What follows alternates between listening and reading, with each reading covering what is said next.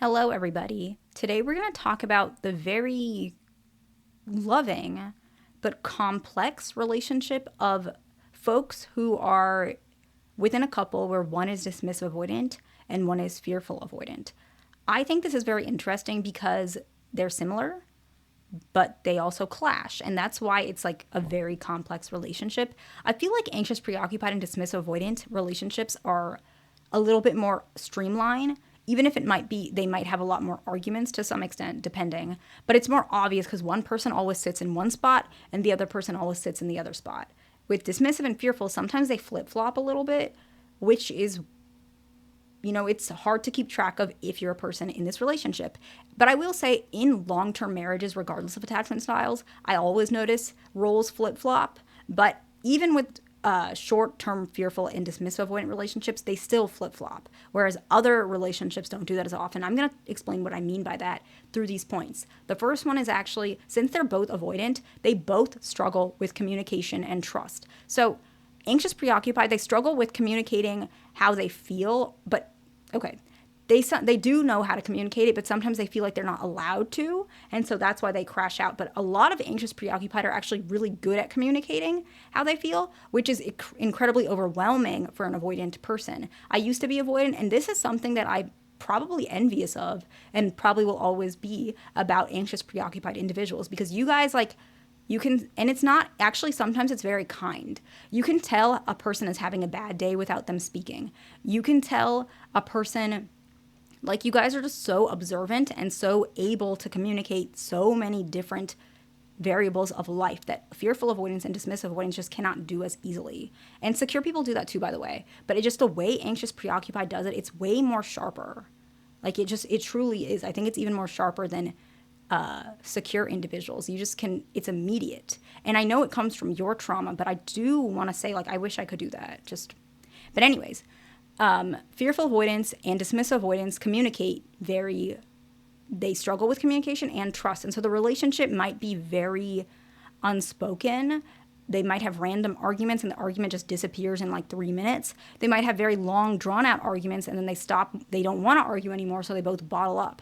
The trust is really bad, so maybe the fearful avoidant is really jealous at one point, and then later they stop and they pull away, and now the dismissive avoidant is wondering what's going on, so now they're very paranoid. And so that's what I mean by flip-flop. They take turns being the one who's kind of chasing to some extent or initiating, not all the time, but the dismissive avoidant does it in more micro doses, but it still happens, whereas it's not as common if a dismissive avoidant is paired with another person. It's way more common if they're paired with another avoidant, honestly.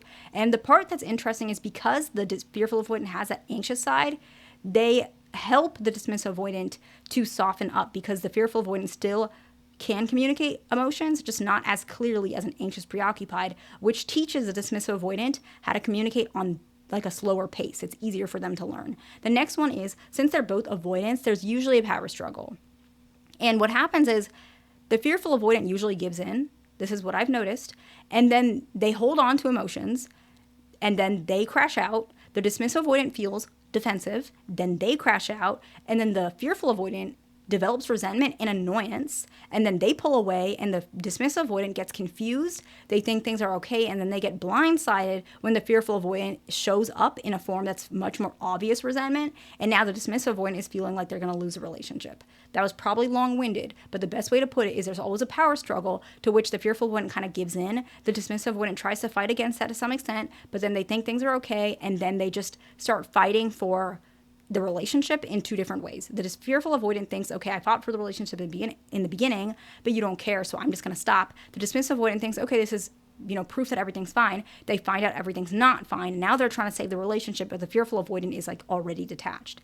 And this is really tricky. It can be resolved. If this is your situation, the dismissive avoidant, all you have to do, it sounds simple, and it is simple verbally, but it takes time. It's not a complex series of events.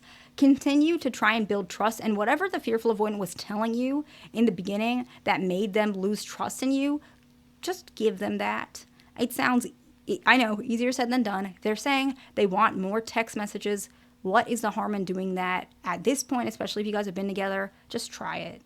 I know I don't have some secret method, I really think sometimes dismissive avoidance, you gotta just put that stubbornness away honestly and learn to compromise. And this is usually the issue. The dismissive avoidant was struggling to compromise, okay? The next one is fearful avoidants tend to struggle with self-worth, like low self-worth.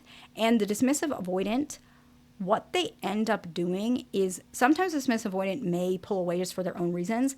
And then the fearful avoidant will take that perception and believe it's their self-worth. But so anxious preoccupied does that as well. But the interesting part about how fearful avoidants spin it is they believe it without fighting against it. So they don't try to get reassurance. After a while, they just stop getting reassurance and they believe that they just have low self-worth, and they may communicate that outwardly. And the dismissive avoidant feels hurt that the fearful avoidant feels so low of himself, and they want to help and save this person, but they can't. And so it's like a very unspoken desire for a dismissive avoidant to want to love this person, but the fearful avoidant is not letting them be loved because they're saying, no, I've already decided I don't care for myself in this way, and no, nothing you can do can make me feel better. And so dismissive avoidant is trying to give love but it's not landing. The next one is dismissive avoidants feel frustrated and judged when the fearful avoidant doesn't trust the avoidant. So if the fearful avoidant says that I just don't feel like you like me or you find me attractive because we're not intimate in the bedroom as often anymore. And the dismissive avoidant feels really frustrated because like, okay, that's valid. I don't know why I'm like this. It's not you, it's the pressure. I don't want you to think that I don't find you attractive. What can I do? Should I just tell you all the time you're attractive?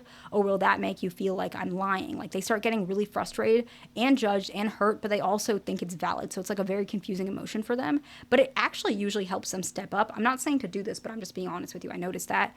The next one is fearful avoidants tend to be uncomfortable with affection and love, and dismissive avoidants sometimes think that's disrespectful, and they shut down, and then they shut down, which makes the fearful avoidant anxious, and the fearful avoidant tries to force themselves to be comfortable with affection and love even though they're not ready, just to please the dismissive avoidant.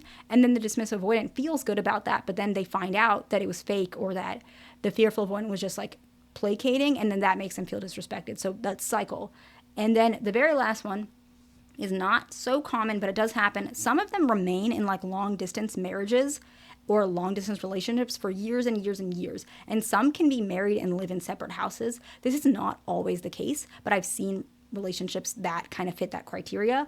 Usually if you see a relationship like that, it's very likely they're a fearful and dismissive avoidant. But if they heal, usually they don't do this.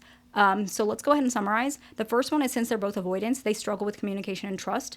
The next one is because they're both avoidants, they actually have a power struggle to which both of them are trying to, interesting enough, fight for the relationship, but they're doing it in the wrong ways. They're doing it in almost clashing ways. The next one is fearful avoidants struggle with self-worth, and sometimes it's because of the way dismissive avoidant is acting that makes them struggle even more. And so they accept their low self-worth, but the dismissive avoidant doesn't want them to. And so they're trying to give the fearful avoidant love, but it's just not landing. The next one is dismissive avoidant feels judged when the fearful avoidant doesn't trust them, even though they understand.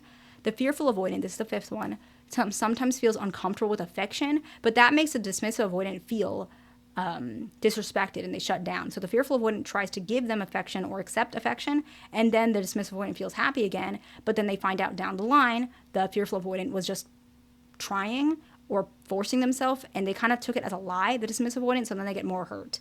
And the last one is some of them remain long distance or living in separate houses for many years. I hope this video was helpful to somebody. Please like, subscribe. I'll see you in the next one.